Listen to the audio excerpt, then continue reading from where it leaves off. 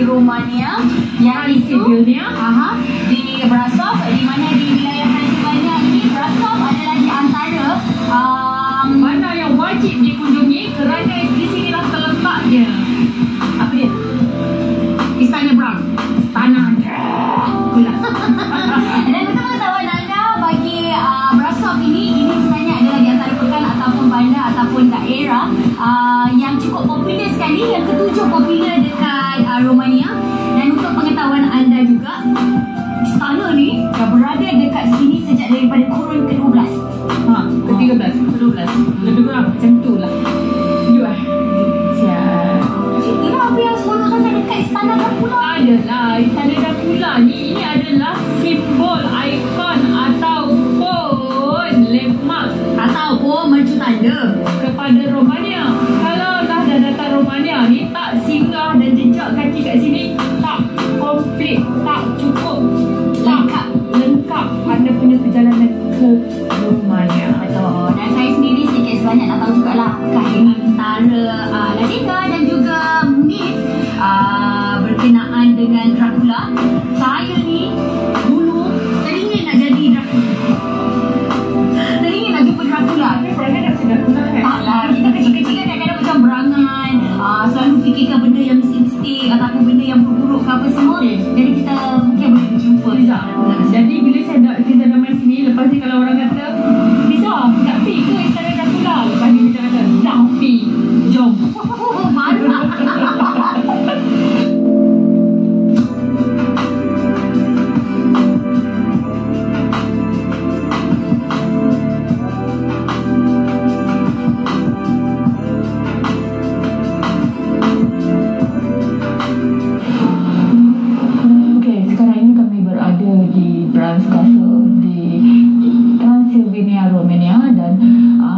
Istana ini merupakan istana yang sangat terkenal di Romania dan menjadi simbolik kepada Romania itu sendiri, dan dibina pada kurun ke-13 sebagai orang kata kubu, sebab dia berada di tengah-tengah, jadi kubu.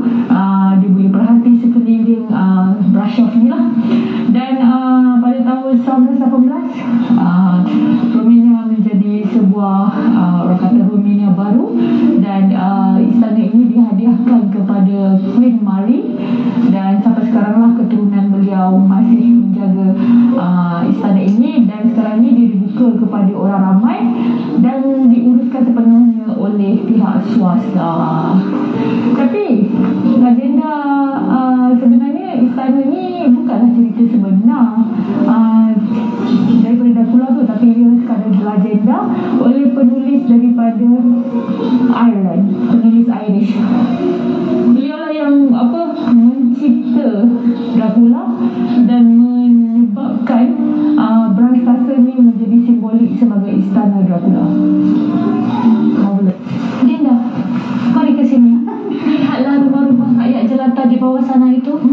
Kasihan mereka, mesti mereka kesejukan. Kita harus bantu mereka ya. Ida ni dia macam feeling lah. Sebab apa? Untuk aras pertama ni kita panggil sebagai the hallway, di mana ini adalah bilik utama untuk pemaisuri ketika tahun dulu-dulu, iaitu pada tahun kurun ke-18.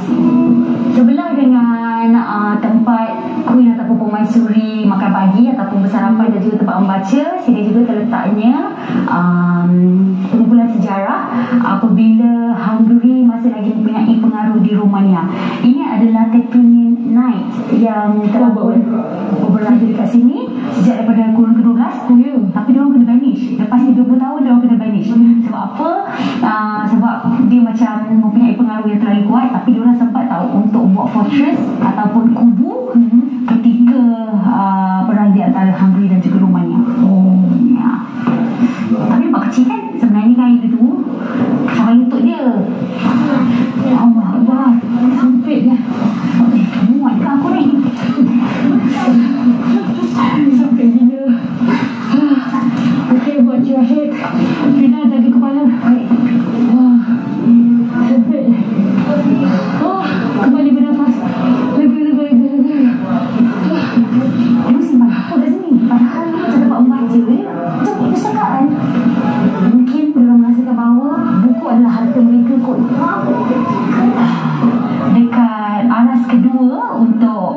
Castle ni, selain daripada sebelum kita berjumpa dengan Dracula, legenda tersebut, okey, tapi ini ada koleksi Dominic, di mana Dominic Habsburg ataupun Archduke Dominic Habsburg, beliau dilahirkan dekat Austria, tetapi beliau menetap dekat Romania pada Perang Dunia Kedua.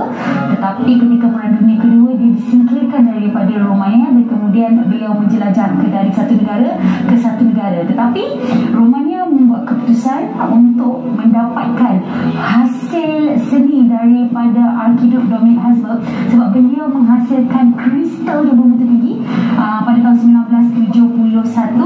Okey, di mana kristal tersebut adalah bebas daripada bahan kimia yang sesuai untuk digunakan bagi makanan, minuman dan juga pemprosesan makanan. Mungkin disebabkan kaitan beliau pernah hadir dekat Romania tu, Romania mengambil keputusan untuk mempamerkan hasil kristal yang beribu-ribu.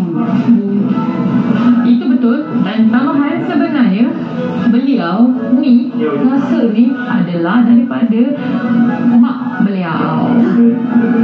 Ya, pasal ni dia adalah keturunan Queen Maria.